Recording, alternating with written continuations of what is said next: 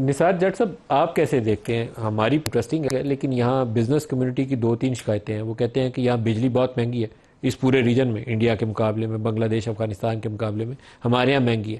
اسی طریقے سے پاکستان میں جو پالیسی ریٹ ہے اسٹیٹ بینک آف پاکستان کا وہ 11% پہ ٹکا ہوا ہے. سارے مانگتے تھے کہ اس کو 9% پہ لائیں، وہ نہیں لائے. تو آپ کی بزنس مین جب بھی کوئی پروڈکٹ تیار کرے گا بیچنے کے لیے امریکی منڈیوں میں تو اس کی کاسٹ آف پروڈکشن باقیوں کے مقابلے میں پہلے ہی اوپر ہے. تو ہمیں موقع ملا ہے تو فائدہ اٹھانے کے لیے کوئی اسٹریٹجی بھی بنانی چاہیے. جی بالکل ملک صاحب، میں پہلے تو آپ کا شکریہ ادا کرتا ہوں. ملک صاحب، یہ جتنی بھی انڈیا کی سچویشن کریٹ ہوئی ہے نا، اس پر ماشاءاللہ ہمارے پورے پاکستان کے میڈیا ہاؤس اور تمام سب کا ایک بڑی گہری نظر ہے. لیکن اس بات کو ہمیں نظر انداز نہیں کرنا چاہیے کہ انڈیا نے ان کے ساتھ بزنس کیا ہے، اور ہمارا جو ریلیشن ہے یو ایس اے کے ساتھ وہ اسٹریٹجک ہے. مطلب کہ ہم عارضی ہم سے وہ ہیپی رہتے ہیں، جب ناراض ہوتے ہیں اور وہ چلے بھی جاتے ہیں، پھر ہم عام سے طور پر پوچھتے جب بھی ان نہیں کا ہیں. اس علاقے کے اندر فورن پالیسی گولز ہوں تو ہم اتحادی بن جاتے ہیں، جب وہ پورا ہو جائے تو پھر وہ ہمارے پہ سینکشنز لگا دیتے ہیں. چلے جاتے ماضی یہی ہے ہمارا. ماضی ہمارا یہی ہے. دیکھیں نا، افغانستان وار میں ہم آئے، ہم نے لاکھوں جانیں دے دی، ہم نے کتنا بڑا نقصان اٹھایا، ہم نے اپنے ملک میں بلاسٹ دہشت گردی کو فیس کیا. اور ایک دفعہ نہیں، 2 دفعہ، پہلے جہاد افغانستان میں، پھر 9/11 کے بعد. اور اس کے بعد پھر جب امریکہ نے یہاں سے جانے کی خواہش ظاہر کی تو اس نے ہم سے پوچھنا بھی گوارا نہیں کیا اور وہ یہاں سے موو کر گیا. تو ہم نے کبھی بھی بزنس پوائنٹ آف ویو سے امریکہ کو انگیج نہیں کیا. ہم نے ٹریڈ کے حوالے سے انگیج نہیں کیا، ہم نے اپنی صلاحیتوں کے حوالے سے انگیج نہیں کیا. اور آج بھی اگر ہماری کوئی وہاں پر قبولیت ہے تو وہ اسٹریٹجک اس کے اینگل میں ہے.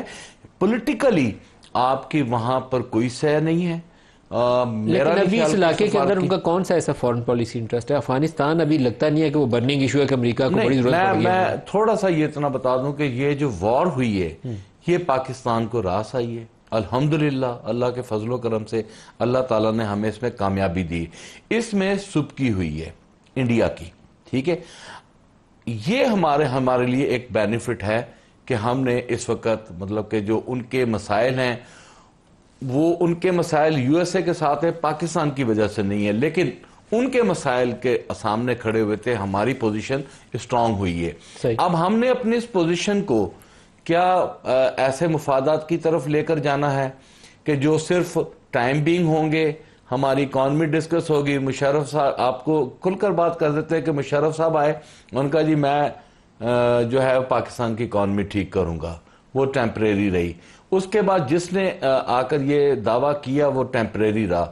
مستقل کنٹینیوڈ پالیسی ہمارے پاس کبھی بھی اکانومی کے حوالے سے نہیں رہی. اور اکانومی اگر ہم یہ سپوز کرتے ہیں کہ کوئی ہماری ٹھیک کرے گا اور یہ پارلیمنٹ نے اپنا کام نہیں کرنا، تو میں سمجھتا ہوں کہ یہ ہماری بہت بڑی خام خیالی ہے. ہمیں الٹیمیٹ یہ فیصلے پارلیمنٹ میں لے کر آنے ہوں گے، اور سیاستدانوں نے اپنا جو ہے وہ انپٹ دینا ہوگا، سیاستدانوں نے اپنا کردار ادا کرنا ہوگا، پھر جا کے مستقل فارن پالیسیز بنتی ہیں، مستقل ہمارے یہاں دیکھیں نا جی، اس وقت سب سے بڑا جو پرابلم یہ ہے کہ ہماری ٹوٹل کوئی 7-8 ارب ڈالر کی بائی لیٹرل ٹریڈ ہے امریکہ کے ساتھ، اور اس میں بڑا حصہ جو ہم امریکہ کو بیچتے ہیں، ہم بھی کماتے ہیں 3-4 ارب ڈالر، لیکن بڑا حصہ ہم ٹیکسٹائل بیچ کے کماتے ہیں. جی ہاں بالکل ایسے. کپاس ہم نے تباہ کر لی، وہاں پوری بیلٹ کے اندر ہم گنا اگاتے ہیں کیونکہ شوگر ملرز بڑے تگڑے ہیں. سارے پولیٹیکل فیملیز ہیں بیٹھے ہوئے پارلیمان کے اندر. بالکل آپ کا رحیم یارکان کا جو بیلٹ ہے کپاس آپ کی باولپور بیلٹ سے مائنس ہو گئی ہے.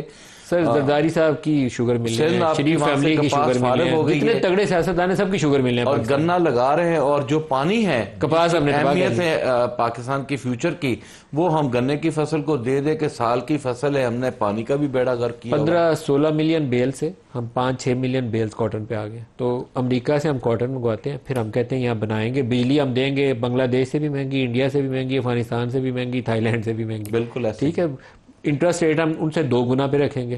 تو پھر سوچتے ہیں کہ سارا کچھ کرنے کے باوجود بھی ہماری ٹیکسٹائل دنیا میں برآمد ہوگی نہیں ہو سکتی نا، پھر وہ نقصان ہو جاتا ہے. تو یہاں پہ ایک بزنس ماڈل چاہیے. ہماری جو بزنس کمیونٹی ہے حقیقی معنوں میں ہمارا پولیٹیکل انوائرمنٹ ٹھیک نہ ہونے کی وجہ سے جتنا نقصان ان لوگوں نے اٹھا لیا ہے، میرا خیال ہے کہ یہ ان کی ہمت ہے کہ وہ آج بھی پاکستان میں ٹکے ہوئے ہیں. اور جو پچھلے سالوں میں آپ نے دیکھا کہ ہماری بہت بڑا ایک ریشو پاکستان سے بزنس کمیونٹی موو کر گیا ہے، انہوں نے کہا کہ جی ہمارے ہاتھ سب کھڑے سے ہیں. زیادہ بیڑا گرک تو ٹیکسٹائل سیکٹر کا ہی ہوا ہے. ٹیکسٹائل سیکٹر کا دیکھیں ہوا نا، ہے. یہ پی ٹی آئی کے دور میں شاید 2020-21 میں تھا یا کون سا سال ہے جس میں 19.5 ارب ڈالر کی ٹیکسٹائل ایکسپورٹس ہوئی ہیں. اس کے بعد اب ہم آگے ہیں کوئی 14 ارب ڈالر پہ یا 15 ارب ڈالر پہ. اس وقت میں آپ کو بتاتا ہوں جو حقیقت ہے اس کو میں آپ کے سامنے. اس وقت کرونا تھا، پوری انڈسٹری، پوری دنیا کی مارکیٹ جو تھی وہ بند تھی. پاکستان میں ایک پالیسی آئی تھی اسمارٹ لاک ڈاؤن، کہ جہاں پر آپ کرونا فائنڈ آؤٹ کریں آپ اس پورشن کو بند کریں، ریسٹ آف دا پورشن جو آپ اس کو کنٹینیو کریں.